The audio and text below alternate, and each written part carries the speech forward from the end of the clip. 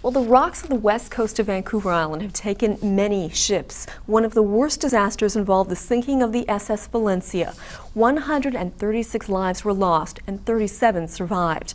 Bruce Kirkpatrick now with This Week in History.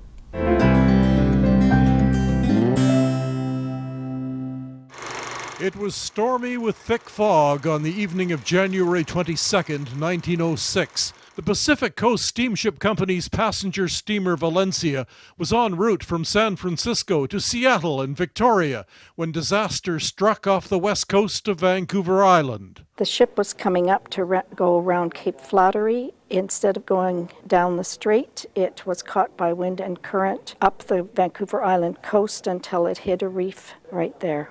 A few men made it to shore, climbing a trail to a telegraph and telephone line and contacted the Carmana Light Station.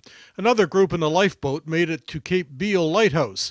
Others on board the Valencia tried firing a line from the stricken vessel to trees above, so people aboard could try going hand over hand along the line to the shore. One of the lifelines actually did get hit the trees on the top of the bluff, but there was no one there to secure it. Then John Segalis tried to swim ashore with the line but failed.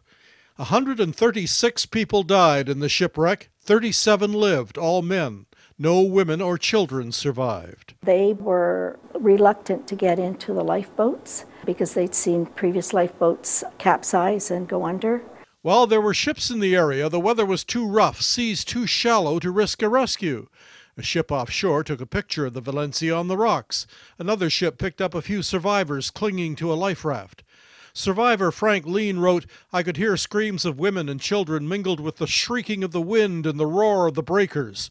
All that's left of the Valencia is the name on lifeboat number 5 at the Maritime Museum of British Columbia.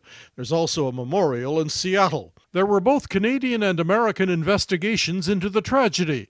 It was determined Valencia's captain, Oscar Johnson, had made several serious navigating errors. The cause of the accident was a combination of human error and bad weather. After the sinking of the Valencia, the Pachina Lighthouse and West Coast Trail were established to improve safety for hikers and mariners. The coast of British Columbia is underwater home to at least 484 wrecks and is known as the graveyard of the Pacific. There is a painting of the Valencia on the rocks inscribed, "Too late, all is over." This Week in History, brought to you by the Royal BC Museum, bringing British Columbia's stories together.